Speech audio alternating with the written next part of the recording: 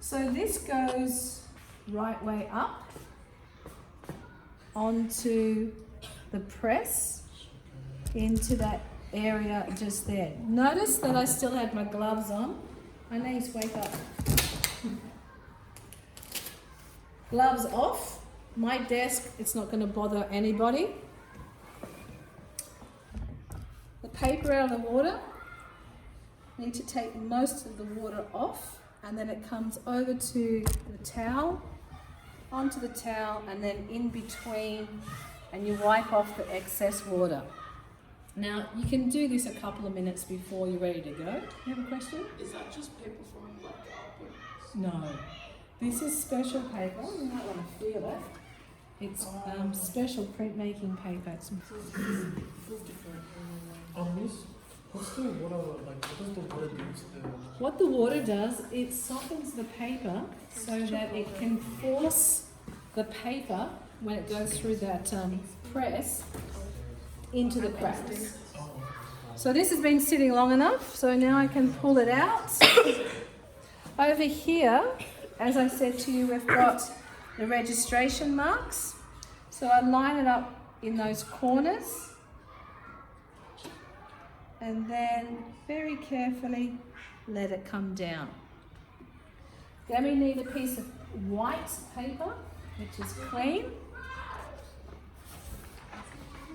and it goes to protect the blanket over the top. And then I'm holding on to this so it doesn't move. Very carefully bring the blanket down. My other hand is holding everything stable, and then we just bring it through. Make sense so far? Yeah. Righto, now we need to drive this little baby. So this is the hardest thing to do. And I'm not sure whether we're tight enough, but we'll find out. So just through the press once. And I'll spin it around so the camera can see. Peel this off, pop it over there. Put your hand on the back of the paper and the plate underneath it so it doesn't move. And then very carefully, you can peel it off and actually see the result. Now, I can see that whoever tightened this press did a brilliant job because it's even on both sides. If the press is not evenly tightened, then one side can look darker than the other side. And that just means you need to tighten up the side that's lighter. So this looks fine on that side. So because my hand's there holding it, I can push my hand back there, and the camera probably won't see this. I can check this side, yep, I'm happy. I can pull the whole thing off, and there I have my print. So it has picked up because I was using the newspaper, sorry, not newspaper, because I was using the cardboard, the plate tone is still coming through. So I could have gone crazy with a Q-tip and cleaned all that off, but I quite like that light yellow in the background. Now this paper, I would like you to feel it, is just damp. Okay, so it's still a little bit wet, but I can print straight over the top of it.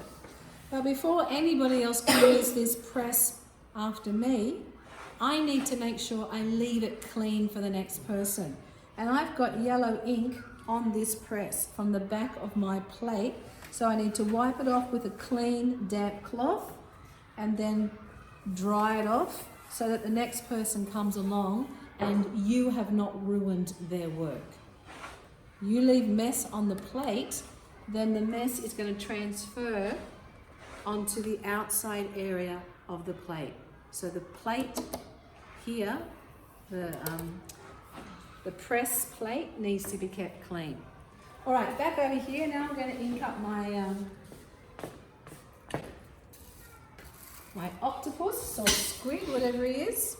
So I'm going to move the page over so I've got a clean working space to work. Doing a great job there, darling.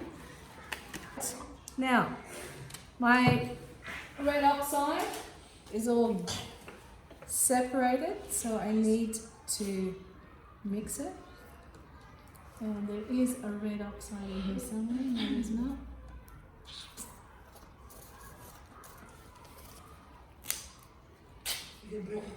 Yeah. I think I might just do it again. I just need a little piece. And I'm just going to sort of make kind of like a little dabbing thing.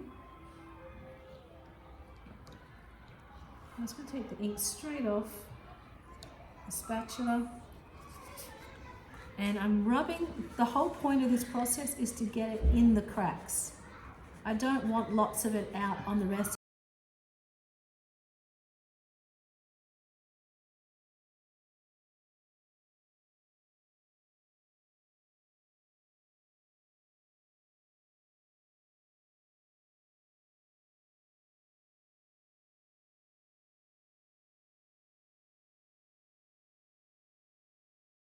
Very well, but on my design I've got these little dots where I've pushed the actual etching needle into it to get little sort of patterns on it. They're the hardest thing to get to fill with ink, and so you need to flood it in order to push the ink into those areas. Turn over the page so you've got a clean space to work. Find the right tarlatan.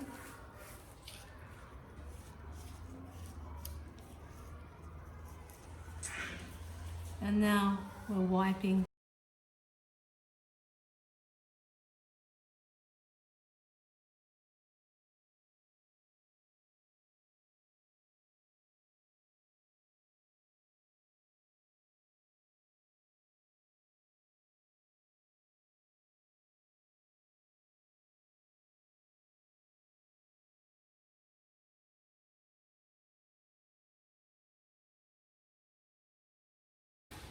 I showed you these Q-tips before. It's at this stage when you're doing the dry point that you really do need to think about whether you want to clean up some spaces. And you can see here that it's already taking the brown or the rusty red ink out of those areas.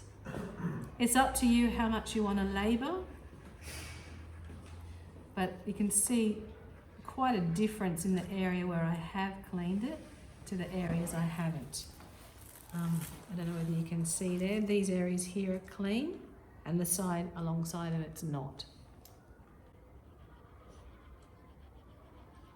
Now if I don't get that nice and clean, which would be much easier to do on the plastic than it is on the cardboard, then there's going to be a slight red tinge in these areas where I've inked it.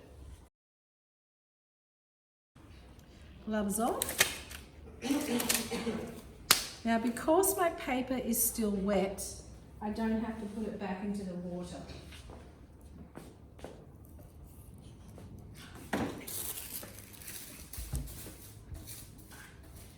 If I had done this last lesson and I was ready to come back from the previous day and I wanted to work on this again, I'd have to put it in the water in order for it to get wet again. But because it already is wet, all I have to do is make sure I get it the right way up.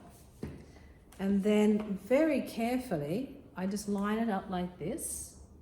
So I find my corners and put it on as well as I can, not touching any of this space out here on the edge. And then this is the hardest bit, is flipping the whole thing over and not moving the plate. So see how my hands are dirty? It's okay to be dirty on the back. Then a piece of paper to protect the blanket in between your work. Always making sure that nothing's moving. And then back through the press.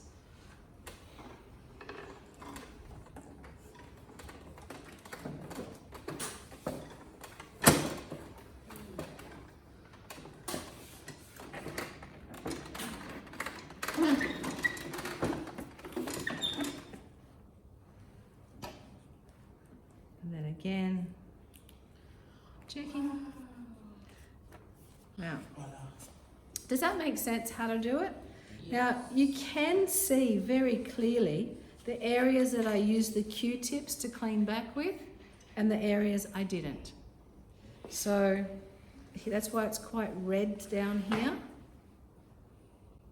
Yeah? Pretty straightforward. Who's ready to have a go? Okay.